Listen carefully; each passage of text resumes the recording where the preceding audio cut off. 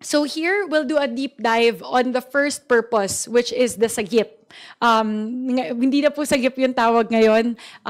Bakit ko po gustong bigyang din ito? Dahil dito po nakasentro lahat po ng mga katanungan patungkol sa unprogrammed appropriations. Again, I would like to reiterate that we have removed infrastructure from the allowable disbursements under Purpose 1. Tinanggal na po ng Kongreso ang infrastruktura sa listahan ng mga pwedeng paggamitan ng unprogrammed appropriations, particular sa dating sagip. Ito po ay hakbang ng Kongreso laban sa posibleng pang-aabuso ng unprogrammed appropriations. The previous sagip, I standing for infrastructure, would now be known as strengthening assistance for social programs. And only government social programs geared towards education, health, and social protection would be allowed. Very, very important point po. Wala na pong pwedeng flood control projects, wala na pong pwedeng mga kalsada o mga tulay na pwedeng batakin mula sa strengthening assistance for social programs. So just to be very, very transparent about it, meron din pong breakdown sa loob ng Special Purpose 1. Siguro po kasi, nakita ko po sa ilang pagtatalakay na unprogrammed appropriations, iniisip po kasi ng ilan na lump sum funds yung unprogrammed appropriations. Hindi po totoo ito. Sapagkat meron pong naka-line item na mga programa at mga purpose sa ilalim po ng unprogrammed appropriations. And here I would like to highlight the purposes or the projects intended under Special Purpose 1. Makikita po natin dito, meron lang po, technically, merong infrastruktura dito. Kung makikita nyo po sa ilalim ng DepEd, meron pong naka-standby para sa Basic Education Facilities Program at Public Schools Infrastructure Program. So, technically, meron pong infrastructure, pero ang pwede lang po dyan ay mga school buildings. So, just to do a deep dive, ano po yung laman ng bagong strengthening assistance for social programs that total 45 billion pesos. So, first, as you would see, there would be the payment of SSS loans. So that's 3.3 billion pesos. For CHED, the competitive grant mechanism for state universities and colleges would amount to 2 billion pesos. For PhilHealth, there's an additional 21.1 billion pesos on standby. Again, why is this the case? Even at 113 billion pesos, posible po kasing kulang pa rin yung binibigay natin sa PhilHealth. So, in case there would be excess revenues, we are putting roughly 21 billion pesos on standby for additional subsidies to PhilHealth. Here, bukod po doon sa education program or education budget na nakaprogram kanina, meron din pong kadagdagang 7.8 billion pesos na nakaabang para sa DepEd. Actually, hindi lang po 7.8 kasi po 7.8 billion plus 450 million plus 13 million. So, roughly 8.2 billion pesos on standby for DepEd. Makikita nyo po dyan, iba-ibang programa po yan. School-based feeding program, textbooks and other instructional materials, basic education facilities, public infrastructure, public schools infrastructure program, physical fitness and school sports, and basic education curriculum.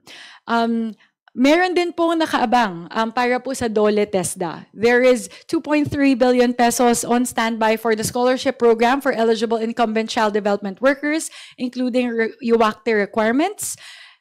There is also 1.3 billion pesos on standby for the requirements for hospital equipment and other facilities, and 6.5 billion pesos on standby for AICS under DSWD.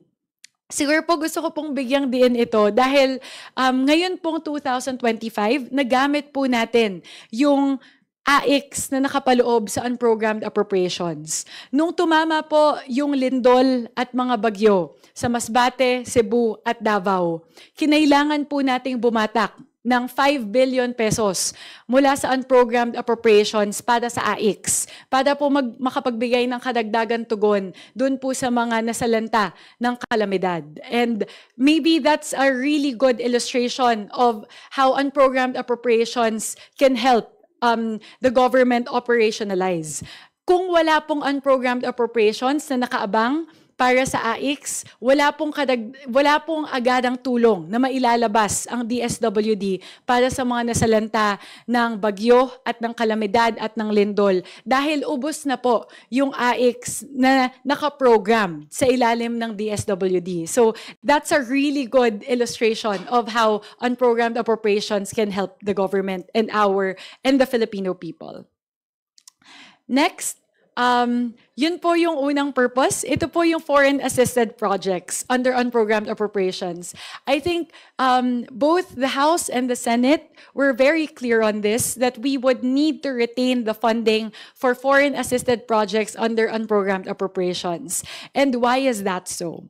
Infrastructure projects lodged under DPWH and DOTR will only be allowed if these are foreign assisted projects or FAPs.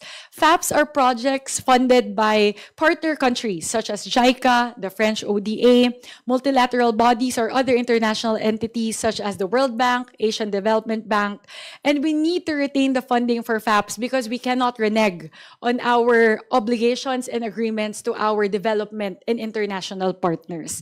Hindi po kasi pwede na kapag meron tayong commitment sa ating sa international na level, hindi po natin basta-bastang pwedeng talikuran yon. Kaya kailangan po nating pondohan yung FAPs. Here, the total of for FAPs, a combination of a combination of Purpose 3 and Purpose 4, as highlighted a while ago, under unprogrammed appropriations, total to 133.1 billion pesos. And FAPs account for 54.7% of the total 243 billion pesos under unprogrammed appropriations. So makikita niyo po, ano po yung, saan po napupunta yung majority ng unprogrammed appropriations? Tatlo po yun. Sa ilalim po ng FAPs, higit kalahati. Pangalawa po sa AFP modernization, roughly 20%, 50 billion pesos. At pangatlo po, doon po sa unang programa, yung pinakita ko po kanina, yung strengthening assistance for social programs, totaling 45 billion pesos. So yun po yung tatlong pinakamalalaki na laman ng unprogrammed appropriations. Last slide, this is the last slide of the whole presentation, just to show the breakdown of FAPs by category. Out of the 133 billion pesos under FAPs, ito po yung breakdown. Siguro po, importante po na mapakita kung saan po napupunta to. Meron po kasing mga katatungan na bakit hindi na lang ilagay sa programmed appropriations ang lahat ng foreign assisted projects. Yun po ay dahil sa panahon na binubuo pa lang yung budget, during the budget preparation stage, the requirements needed for it to go into programmed appropriations were not satisfied for these projects. For example po, there are two requirements for it to go into programmed appropriations. First is it would require a perfected contract or perfected agreement between the Philippines and our international partners. And second, that particular perfected contract would need to be approved by the NEDA board. So yun lang po yung dahilan. As much as we would like to put all of the foreign assisted projects under programmed appropriations, meron po kasing mga proyekto na mahahalaga na hindi po umabot doon. At ito po yun. Una, yung 36.7% po, yun po yung binanggit ko. These are the FAPs currently under negotiation. So, out of the 133 billion, 48 billion po yun. Ibig sabihin, hindi pa pinal yung kasunduan sa pagitan ng Pilipinas at ng ating international partners. Second, the newly approved loans.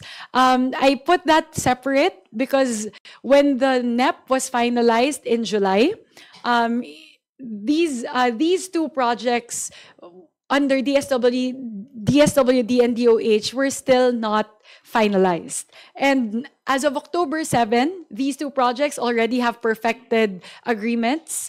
That's why we put it separate. And the total for that would be 38 billion pesos. And lastly, this is very interesting. 45 billion under FAPs are additional Tier 2 requirements of ongoing foreign assisted projects under DOTR. Ano po yung ibig sabihin nito? Ito pong 45.8 billion pesos na to, meron silang counterpart sa loob ng programmed appropriations ng DOTR. Pero dahil po, sa palagay po ng DBM, ang kanila pong assessment ay hindi po mauubos ng DOTR yung kabuuan ng pondo na yon. So halimbawa po, I'm using the numbers loosely, but just as an example, the Metro Manila Subway Project, for example po, 100 billion po yung kailangan sa project na yon. So, ideally, you would put the whole 100 billion under programmed appropriations. But given the historically low utilization rate for the Metro Manila Subway project, sayang naman po kung ibibigay natin yung buong 100 billion pesos doon sa programa na yon nang hindi naman mauubos ng DOTR. So ang ginawa po ng DBM, imbes na ibigay yung buong 100 billion pesos, binigay nila yung kalahati. Halimbawa lang po to, hindi ko po maalala yung mismong numero, pero binigay nila yung kalahati under Tier 1. Para po, yung kalahati, yung 50 billion pesos na kalahati, ay pwede nilang mailagay sa ibang mga departamento at ibang mga programa na talagang kailangan ng ating bansa. Ano po yung nangyari doon sa 50 billion pesos na natira na kailangan sana ipasok sa Metro Manila Subway Project? Linagay po sa unprogrammed appropriations. Para kung magkaroon ng pagkakataon na mauubos po ng DOTR yung 50 billion pesos na unang nailagay sa ilalim na unprogrammed appropriations, pwede pong bumatak sa unprogrammed appropriations. So, yun po. Hindi po totoo na yung mga programa sa ilalim ng unprogrammed appropriations ay walang counterpart o walang katumbas na line item sa programmed appropriations. There are instances wherein there are counterpart projects under the programmed appropriations, but DBM elected to separate the two in order to allocate resources towards programs and projects that are more urgently needed by our country. So, yun lang po. A little bit, my apologies po, it's a little bit technical, but it's really important po to be able to dissect the contents of unprogrammed appropriation. So, that's it. That would be my presentation po. Yun po yung kabuuan ng ating budget para sa taong 2026. Again, if there are key highlights that I'm hoping to share, that would be that one, this is the highest budget sector, this is the highest education budget in our country's history. And second, we have focused a lot of resources towards health. And third, we have focused a lot of resources towards agriculture. Yun lang po. Maraming salamat po. And I would now like to open the floor to questions from our friends in the media.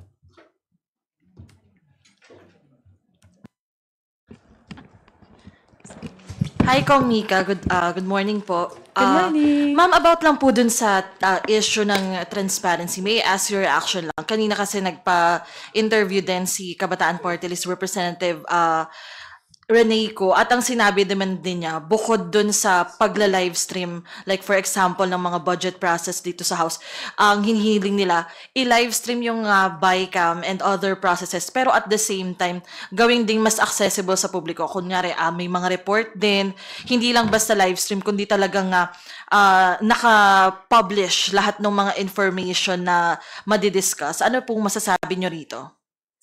Siguro po unahin ko po yung patungkol sa live stream ng the Bicameral Conference Committee.